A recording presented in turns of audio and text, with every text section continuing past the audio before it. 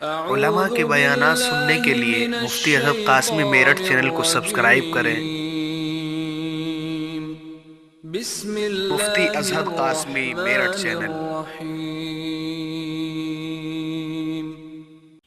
بسم اللہ الرحمن الرحیم، نحمدہ ونصلی علی رسولہ الکریم، اما بعد۔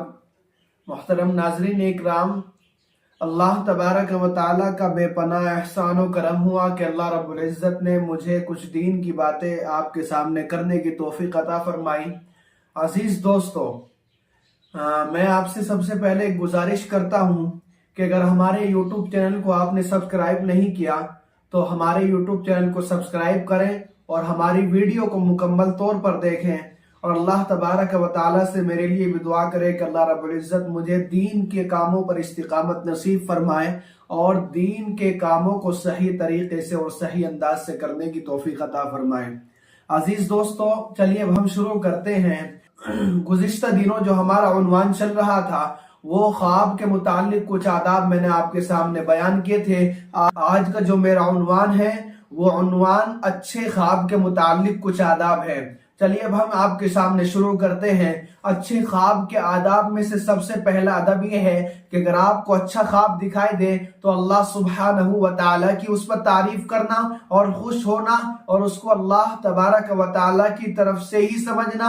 بہت سے حضرات ایسے ہوتے ہیں جو دماغ میں نہ جانے کس طرح کا خیال لے کر آ جاتے ہیں، اللہ تبارک و تعالیٰ کی طرف سے ہی ہوتے ہیں اچھے خواب۔ اس پر اللہ تبارک و تعالیٰ کا شکریہ ادا بھی کریں اور حمد و ثنا بھی بیان کریں۔ اور اچھے خواب میں سے دوسرا ادب یہ ہے کہ اس پر خوش ہونا، یعنی آپ صلی اللہ علیہ وسلم نے ارشاد فرمایا اگر آپ کو اچھا خواب دکھائی دے تو اس پر خوش ہوں۔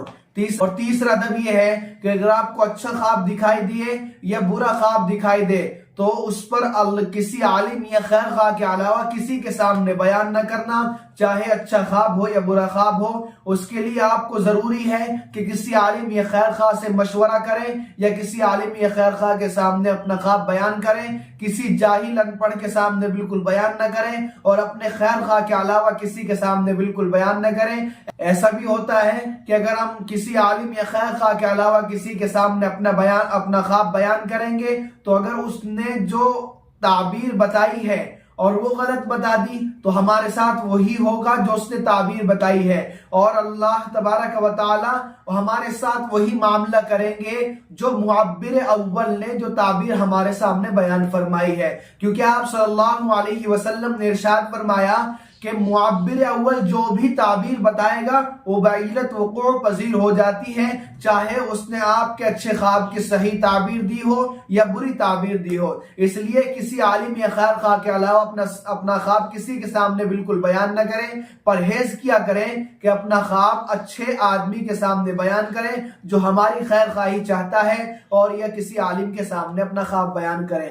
سب سے آخری ادب یہ ہے اچھے خواب کے متعلق آداب میں سے کہ اچھی تعبیر لینا، یعنی خواب کی اچھی تعبیر لینا یہ بھی آپ کے لیے ضروری ہے۔ آپ صلی اللہ علیہ وسلم نے ارشاد فرمایا اگر آپ کو کوئی اچھا خواب دکھائی دے تو اس کی اچھی تعبیر لینا یہ آپ کے لیے ضروری ہے۔ بہت سارے حضرات یہ سمجھتے ہیں کہ اچھا خواب دکھائی دے رہا ہے اس کا الٹا ہوگا، حالانکہ ایسا نہیں ہے۔ اللہ کے نبی صلی اللہ علیہ وسلم نے ارشاد فرمایا کہ اچھے خواب کی اچھی تعبیر لینا یہ آپ پر ضروری ہے۔ اللہ تبارک و تعالیٰ سے میرے لیے بھی دعا کریں کہ اللہ رب العزت مجھے بھی ان تمام باتوں پر عمل کرنے کی توفیق عطا فرمائے اور آپ تمام حضرات کو بھی ان چند باتوں پر عمل کرنے کی توفیق عطا فرمائے۔